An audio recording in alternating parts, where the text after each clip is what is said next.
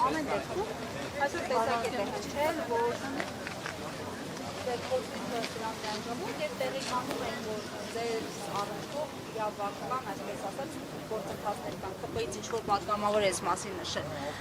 Ինչ են փորձում սրանով հարթարացնել։ Նախ սուտ են խոսում, որ տենց բան են ասում, ամենայն պատասխանատվությամբ ասում են, որովհետև շուրջ 3 տարի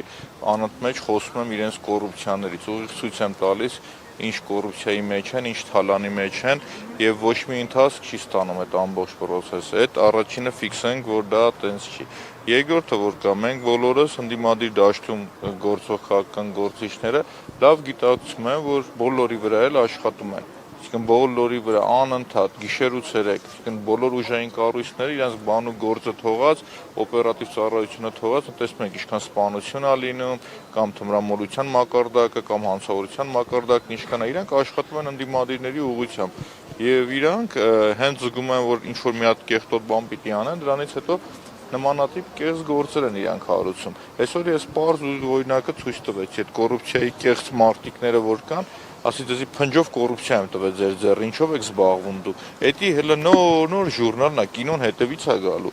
Իրանց թալանը միլիարդավոր դրամների, այդ որ իրանք խոսում էին, այսօր հատուկ ես այդ կասկադի օրինակը իրանց բերեցի ցույց տվեցի ինչա։ Այդ ժամանակը չկար ավելի մանրակրկիտ իրանց կասեի ու օրինակն է բերեցի, մի դրա հետևանքը Նիկոլ Փաշինյանն է կրել ու կառավարության ղեկավարը ինքն եղել, ինքն է տակը ստորագրել, թե չէ։ Ես պարագայում իմ համար ես ուրիշ բան եմ մտածում 18 թվականին երբ որ ինքը սկսեց այս հետապնդումները դրան հետևեց աղետը որը բերեց մեր երկրի Արցախի մեր ժողովրդի գլխին հիմա երբ որ ինքը sense տոտալ արշավը սկսել է ընդդիմադիր լիդերների ուղղությամբ ես մտածում եմ որ ինչ որ շատ իսկն այն ինչը որ մենք տեսնում ենք դրանք փոքրիկ ծաղիկներն են իսկն մենք տեսնում ենք որ Ալիևի պահանջով սահմանադրություն է փոխում Փաշազադեի պահանջով եկեղեցու վրա արշավը կազմակերպել շատ ստոր պիղծ արշավ եկեղեցու դեմ հասկանում եք անթույլատրելի վեհաբարի դեմ դրանից հետո կներեք տեսնում ենք որ արդեն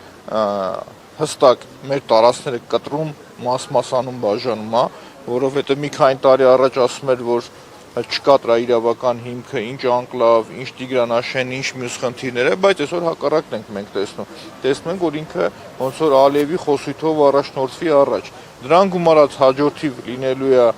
ատոմականի փակման պահանջը, դրանից հետո Թուրքիան մի անգամ արդեն ասել էր, չէ՞ որ սահմանների ճշգրտման հարց կա Ախուրյան գետի աչուձախ հապերի հետ կապված, այդ պահանջներն իրա դնելու ու ասում եմ բոլոր պահանջը կատարելուց հետո վերջում ասելու են մենք ուզում ենք Նիկոլ Փաշինյանի գլուխը թուրքերը վերջում իրանք ասելու են ադրբեջանցիները որ դուք եկաք ասիք Արցախ Հայաստանն ու վերջ դուք էս եք արել պետք է Նիկոլ Փաշինյանին էլ տանենք Բաքվի բերդում նստի Պարոն Մանուկյան բայց ասում է ես ձեզ խաղաղություն եմ բերել խաղաղությունը հաստատված է հանուն խաղաղության է այս ամեն ինչը արվում եւ ի վերջո մենք 4-րդ հանրապետություն ունենք չեք գնահատում տեսեք նախ ինքը որ ասում է խաղաղություն չկա այդ խաղաղության պայմանագիրը ուր է ֆիքսենք որ չկա դա կեղծ է այսինքն միջև այդ դե բայց մենք չգիտենք էլ ինչ պայմաններ կա հենց դրա մասին եմ խոսում իսկն իր ասած պայմանները որ կա ամեն օր Ալիևից մենք նոր լուր ենք imանում որ նոր պահանջ կա իսկն ամեն օր տեսնում ենք որ Ալիևը մի հատ նոր պահանջ է դրել ու իրանք այդ նոր պահանջը իրականացնեն իրանք խոսում են օրինակ նույն թրիփ ծրագրի մասին խոսենք մենք Պարսկաստանի կողմից իրանք բարձրաստիճան գեներալիտետը խոսում է որ մենք դա չենք հանդուրժելու Մենք տեսնում ենք, չէ, ինքը Պարսից ծոցում Պարսկաստանն ինչ անում։ Ձեր կարծիքով հանդուրժելու է այստեղ, այսինքն դու Պարսկաստանի շահերը ոտնահարում ես, քո բնական մյուս դաշնակիցների իրավունքները ոտնահարում ես,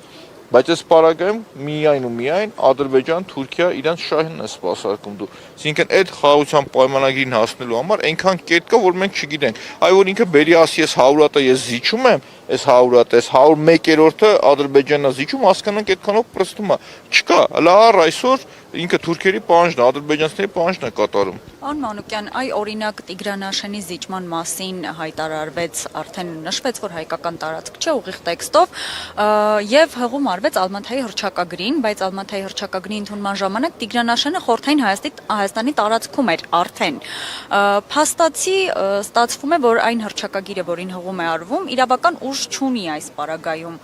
բայց հանձնում այնուամենայնիվ նախատեսվում է, այսինքն կարող է այսպես հանձնվել մի օր նաև նաև Սևանը Գյոչա դառնա, Երևանը Երևան դառնա։ Ոչ թե հանձնել նվեր է տալիս ինքը Ադրբեջանին ու եթե մենք ուշադիր հետևենք մեր երկու մայրուղիների վրա միջպետական նշանակության ունեցող զարկերակների վրա Ադրբեջանը գալիս է ռազմական նշանակության հենակետերը վերցնում է իր տիրապետության տակ, վտանգը տեղ է կայանում։ Նույն են հիմար մի հատ վարչատարածքային բաժանման մասին օրենքին, որ հղում էին կատարում, Տիգրանաշենն է եղել է Հայաստան, մարդիկ կադաստրի վկայական են ունեցել, տարածքները ընդգծված, ընտրություններ է եղել, համայնքի ղեկավար են ունեցել, այսինքն ինքը հայկական ամբողջությամբ հայկական է։ Ոստեղ խնդիրը Տիգրանաշենցու խնդիրը չի միայն, ստեղ խնդիրը նաև ամբողջ մեր ժողովրդինն է, ու մենք էլ շատ անելիք ունենք, որպեսզի մեր հասարակությանը բացատրենք, ասենք, տեսեք, այս կարևորագույն նշանակություն ունի ինքը, ռազմական նշանակություն ունի։ Փաստացի կտրվում է։ Միանշանակ կտրվում է, ստեղ այդ խնդիրն է, վտանգը այդ է։ Ու նորից գալիս ենք այնան, որ ինչ որ շատ վտանգավոր ու չերևացող պահանջներ կա, որը պատրաստվում է իրականացնել։ Դրա համար առաջինը Նիկոլ Փաշինյանը ուզում է վախի մթնոլորտ ձևավորի,